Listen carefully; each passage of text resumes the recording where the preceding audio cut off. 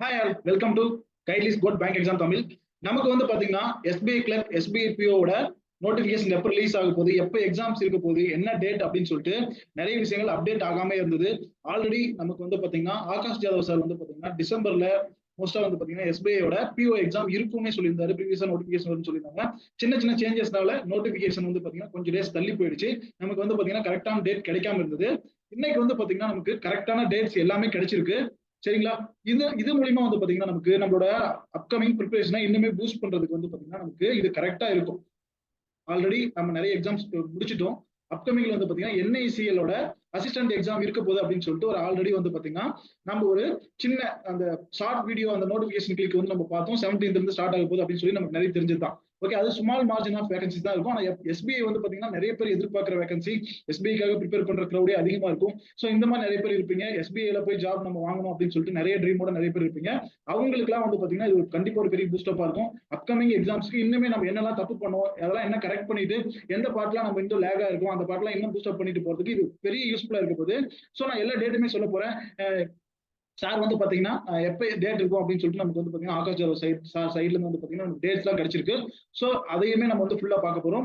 அது இல்லாம ஒரு சின்ன சின்ன விஷயங்கள் உங்களுக்கு வந்து நிறைய விஷயங்கள் நான் இதுல அப்டேட் பண்ண போறேன். எல்லாமே நம்ம வந்து A to Z நம்ம இதுல பாத்துடலாம். சரிங்களா? ஃபர்ஸ்ட் எஸ்பிஐ கிளர்க்க பத்தி பாத்துடலாம். எஸ்பிஐ கிளர்க் இருக்கு இல்லையா? எஸ்பிஐ கிளர்க் எஸ்பிஐ கிளர்க்கோட நோட்டிபிகேஷன் எப்போ வரும்னு சொல்லியிருக்காங்க அப்படின்னா, சார் வந்து பாத்தீங்க அப்படின்னா ஜான் ஃபர்ஸ்ட் வீக் வர்றதுக்கான வாய்ப்பு ரொம்ப அதிகமா இருக்குன்னு சொல்லியிருக்காரு. ஃபர்ஸ்ட் வீக் இல்லைன்னா பிஃபோராவே வரும்னு சொல்லியிருக்காரு. பிஃபோர்னா டிசம்பர் லாஸ்ட் வீக் கூட வரலாம். டிசம்பர் லாஸ்ட் வீக் கூட வந்துடலாம் நமக்கு. சரிங்களா? நோட்டிபிகேஷன் அதாவது இப்போ வந்து பாத்தீங்கன்னா இன்னைக்கு வந்து கரண்டா டேட் வந்து பாத்தீங்கன்னா 8. சரியா? இந்த 8ல இருந்து டேட் வந்து பாத்தீங்கன்னா உங்களுக்கு இன்னும் ஒரு 2 வீக்ஸ் அப்புறம் வந்து பாத்தீங்கன்னா கண்டிப்பா நோட்டிபிகேஷன் வந்துரும். அந்த மாதிரி சார் சொல்லியிருக்காங்க. ஓகேங்களா? சோ நம்ம எப்பனாலுமே எதிர்பார்க்கலாம். சோ இப்ப இருந்தே நீங்க உங்களோட ப்ரிப்பரேஷன் ஸ்டார்ட் பண்ணிடுங்க. எக்ஸாம் டேட்ஸுமே நமக்கு சொல்லியிருக்காங்க. எக்ஸ்பெக்டட் எப்ப ஸ்டார்ட் ஆகலாம் அப்படின்னா 22nd ஃபெப்ல இருந்து வந்து பாத்தீங்கன்னா ப்ரிலிம் ஸ்டார்ட் ஆயிரும் அப்படின்னு சொல்லி சார் சொல்லியிருக்காங்க. 22nd ஃபெப்ல இருந்து நமக்கு சொல்லியிருக்காங்க. ஸோ 22ndல இருந்து எவ்வளவு பேர் அப்ளை பண்றாங்கன்றத பொறுத்து ஒரு 25 வரைக்கும் எக்ஸாம்ஸ் ஆகும். தொடர்ந்து கூட எல்லா டேட்லயுமே வீக் டேஸ்ல கூட கண்டக்ட் பண்ணிடுறாங்க. வீக்கெண்ட்ல மட்டும் தான் கண்டக்ட் பண்றாங்க, இல்ல வீக் டேஸ்லயுமே கண்டக்ட் பண்ணிடுறாங்க. அதையுமே தெரிஞ்சுக்கோங்க. சரிங்களா? புதுசா யாராவது பாக்குறீங்க அப்படின்னா அதையுமே தெரிஞ்சுக்கோங்க. தொடர்ந்து எக்ஸாம்ஸ் இருக்கிறதுக்கு சான்சஸ் அதிகமா இருக்கு. அதே மாதிரி வந்து பாத்தீங்கன்னா மெயின்ஸ் எப்ப இருக்கும், இதோட மெயின்ஸ் எப்ப இருக்கும் அப்படின்னா ஏப்ரல். மெயின்ஸ் வந்து ஏப்ரல் தான் நமக்கு இருக்க போகுது.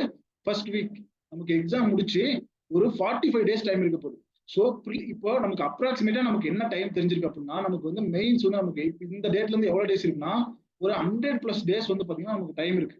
கண்டிப்பா இந்த 100+ டேட் அப்படிங்கிறது வந்து பாத்தீங்கன்னா இது வரைக்கும் ப்ரிலிம்ஸே கிளியர் பண்ணாதவங்க கூட நான் நிறைய நேரம் எக்ஸாம் எழுதியிருக்கேன், என்னால கிளியரே பண்ண முடியல, நான் நிறைய இடத்துல லேக் ஆயிருக்கேன் அப்படின்ற கூட அவங்க கரெக்ட் பண்ணிட்டு கிளியர் பண்றதுக்கான சான்சஸ் அதிகமா இருக்கு.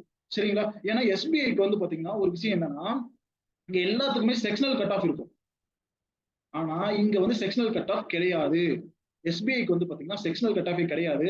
நான் வந்து இங்கிலீஷ்ல லேகா இருக்கேன், நான் வந்து பாத்தீங்கன்னா குவான்ஸ்ல எனக்கு சரியா வராது அப்படின்னு சொல்லிட்டு நிறைய பேர் சொல்லிட்டு இருப்பாங்க. உன்னோட ஸ்ட்ராங்கான பார்ட் எதுவோ அதை நீ இன்னுமே பூஸ்ட் பண்ணிட்டு நல்லா படிச்சுட்டு போனோம் அப்படின்னா செக்ஷனல் கட் ஆஃப் இங்க கிடைக்காது. எனக்கு செக்ஷனல் தான் கிளியர் ஆகாது அப்படின்னு நினைக்கிறவங்களுக்கு இந்த எக்ஸாம் ஈஸியா கிளியர் பண்ணலாம். சரிங்களா? அது ஒரு டைம் கண்டிப்பா நான் ரிஜிஸ்டர் பண்றேன். இது உண்மை. சரிங்களா? எங்க வேணாலும் போய் செக் பண்ணிக்கோங்க. செக்ஷன் அதுதான் எப்பயுமே எஸ்பியோட ரூல் தான். சரிங்களா? ரொம்ப நாளா இதான் ஃபாலோ பண்றாங்க. ஒரு 5 இயர்ஸ் பக்கமா அதுதான் ஃபாலோ பண்ணிட்டு இருக்காங்க எஸ்பிஐ. 5-6 இயர்ஸா அதான் ஃபாலோ பண்றாங்க. ஓகே, இப்போ எஸ்பிஐ கிளர்க்க பார்த்துட்டோம். எஸ்பிஐ பிஓ பார்க்கலாம். எஸ்பிஐ பிஓ வந்து எக்ஸ்பெக்டட் டேட் என்ன அப்படின்னு சொல்லிட்டு பார்ப்போம். ஓகே, ஒன் திங் நான் அதுக்கு முன்னாடி மறந்துட்டேன். எஸ்பிஐ கிளர்க் இருக்கு இல்லையா? இந்த எஸ்பிஐ கிளர்க்கோட எக்ஸ்பெக்டட் வேகன்சிஸ் எவ்வளவு இருக்கும் அப்படின்னு சொல்லி பாத்தீங்கன்னா ஒரு 10,000. ஓகேங்களா? 10,000 பிளஸ் இருக்கும் அப்படின்னு சொல்லி நமக்கு சொல்லியிருக்காங்க. அவர் என்ன சொல்லியிருக்காங்க அப்படின்னா 5 டிஜிட்ஸா இருக்கலாம் அப்படின்னு சொல்லியிருக்காங்க. அந்த 5 டிஜிட்ஸ் அப்படின்னா என்னது? 10,000 தானே. அப்ப 10,000 பிளஸ் போது 10,000ல இருந்து ஒரு 12,000க்குள்ள வேகன்சிஸ் இருக்கிறது நம்மளோட கணிப்பு என்னன்னா ஒரு 10,000ல இருந்து 12,000க்குள்ள வேகன்சி இருக்கும் அப்படின்னு சொல்லி நம்ம எக்ஸ்பெக்ட் பண்ணலாம். ஓகேவா? இது ஏன்னா பல்கா ஒரு வேகன்சி கொடுத்தா எஸ்பி இதுக்கு முன்னாடி ஒரு 2016 அந்த டைம்ல கொடுத்துருக்காங்க. அந்த டைம்ல நிறைய வேகன்சிஸ் இந்த மாதிரி வேகன்சிஸ் இருந்திருக்கு. ஸோ அந்த மாதிரி இப்போ எதிர்பார்க்கறதுக்கான சான்சஸ் நிறைய இருக்கு. ஓகே, இப்போ எஸ்பிஐ பிஓ என்ன சொல்லியிருக்காங்க அப்படின்னா மிட் ஆஃப் ஜனவரி ஜான்ல வந்து பாத்தீங்கன்னா எஸ்பிஐயோட பிஓ நோட்டிபிகேஷன் எதிர்பார்க்கலாம். எப்ப அப்படின்னா ஒரு என்ன சொல்றது ஒரு 3rd வீக் 4th வீக்ல எதிர்பார்க்கலாம் அப்படின்னு சொல்லியிருக்காரு. சரிங்களா? அதாவது என்ன அப்படின்னா SBI clerk one notification release ஆயிடும். அது க்ளோஸ் ஆக போறதுக்கு அந்த டேட் அப்ளை பண்ணி நம்ம நோட்டிபிகேஷன் முடியறதுக்கு க்ளோஸ் ஆகும் இல்லையா?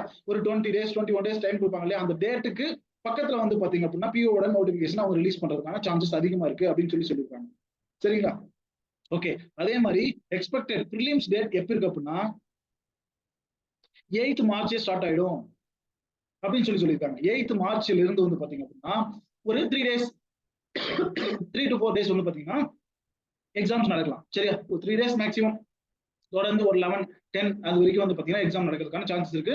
இதுவுமே வீக் டேஸ்லயே நடத்தி முடிக்கிறதுக்கான பாசிபிலிட்டிஸ் அதிகம். எப்பயுமே அதுதான் பண்றாங்க. இப்போ தொடர்ந்து 3 இயர்ஸா அதுதான் மோஸ்டா பண்ணிட்டு இருக்காங்க. மெயின்ஸோட டேட் எப்ப இருக்கும் அப்படின்னா ஏப்ரல் மிட்ல இருக்கும் அப்படின்னு சொல்லியிருக்காங்க. ஏப்ரல் மிட்ல எப்பனாலும் இருக்கலாம். சரியா? ஏப்ரல் மிட்ல எப்பனாலும் இருக்கலாம். அதுவுமே என்னது ஒரு 3rd week and 4th week இதுல வந்து பாத்தீங்க அப்படின்னா இருக்கும் அப்படின்னு சொல்லியிருக்காங்க. மோஸ்டா ஏப்ரல்ல உங்களுக்கு எஸ்பிஐயோட கிளர்க் அண்ட் பிஓவோட எக்ஸாம்ஸ் முடிஞ்சிடும். சரியா? ஓகேவா? அதுக்கப்புறம் வந்து பாத்தீங்க அப்படின்னா நமக்கு ஆஸ் யூசுவல் நம்மளோட ஐபிபிஎஸ் எக்ஸாம் கனெக்ட் பண்ண போறாங்க. அதுக்குள்ள எக்ஸாம் முடிஞ்சிடும் சொல்லியிருக்காங்க.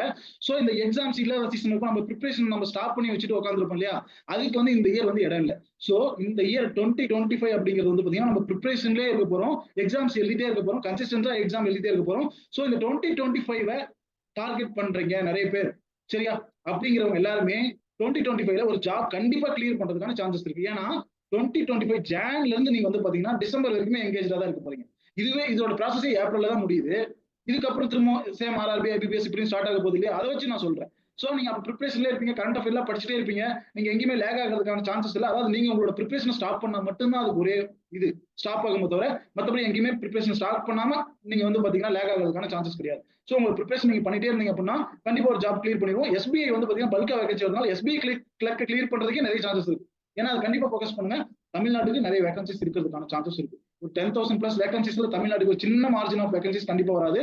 பெரிய மார்ஜின் ஆஃப் வேகன்சிஸ் தான் வரும். ஏன்னா நம்பர் ஆஃப் பிரான்ச்சஸ் வந்து பாத்தீங்க அப்படின்னா அதிகமாவே இருக்கு தமிழ்நாட்டுல. சரியா? சோ அதை கரெக்டா ஃபோக்கஸ் பண்ணி படிச்சுட்டே இருங்க. பிஓக்கு ஆஸ் யூசுவல் 2000 வேகன்சிஸ் மட்டும் தான் வரப்போகுது. சரியா? இது எப்பயுமே தெரிஞ்சதுதான். அவங்கள அதுதான் இருக்க போகுது. சோ பிஓ வேகன்சியே அதிகமா வரல அப்படின்னு சொல்லி ஃபீல் பண்ணாதீங்க. எப்பயுமே அது அவங்க எஸ்பிஐ ஃபாலோ பண்றதுதான். கிளர்க்கோட வேகன்சிஸ் பாருங்க. கிளர்க் கிளியர் பண்ண நினைக்கிறேன், கிளர்க் கிளியர் பண்ணுங்க. பிஓ கிளியர் பண்ண நினைக்கிறவங்க பிஓ டார்கெட் பண்ணுங்க. சரியா? இதெல்லாம் பண்ணிட்டு போயிட்டே இருங்க. அதே மாதிரி நம்மளோட கைட்லைன்ல வந்து பாத்தீங்க அப்படின்னா கோட் பேட்சஸ் இருக்கு இல்லையா? இந்த கோட் பேட்சஸ் ஆல்ரெடி வந்து பாத்தீங்க அப்படின்னா போயிட்டு இருக்கு. இப்ப திரும்ப நியூ பேட்சஸ் எப்ப ஸ்டார்ட் பண்ணுவாங்க அப்படின்னா ஜான்ல ஆர்ஆர்பி பிஓ அண்ட் கிளர்க் இந்த ரிசல்ட் வரும் இல்லையா? இந்த ரிசல்ட் வந்ததுக்கு இமிடியேட்டாவே ஒரு 2 to 3 டேஸ்லயே வந்து பாத்தீங்கன்னா நியூ பேட்சஸ் ஸ்டார்ட் பண்ணிடுவாங்க. அதை பத்தின அப்டேட் வந்து பாத்தீங்கன்னா சீக்கிரமாவே உங்களுக்கு கிடைக்கும். சோ நிறைய பேர் இது கேட்டுட்டு இருக்கிறதுனால இந்த வீடியோவில நான் இதை சொல்றேன். சரிங்களா? கோட்டோட அப்டேட் சீக்கிரமாவே நம்ம கொடுப்போம். ஜானோட உங்களுக்கு வந்து பாத்தீங்கன்னா இந்த ஆர்ஆர்பி பிஓ கிளர்க்கோட ரிசல்ட் வந்த உடனே நியூ பேட்சஸ் ஸ்டார்ட் பண்ணிடுவாங்க. சோ உங்க ப்ரிப்பரேஷனை பூஸ்ட் அப் பண்ணிட்டே இருங்க. இதுல ஜாயின் பண்ணி படிக்கணும்னு நினைக்கிறவங்களும் இதனோட என்ன சொல்றது இதுக்காக என்கொயரி நம்பர் ஒன்று இருக்கு. அந்த என்கொயரி நம்பர் வேணா கான்டாக்ட் பண்ணி கூட கேட்டு உங்களை அட்மிட் பண்ணிக்கோங்க. ஓகேங்களா? All the best all.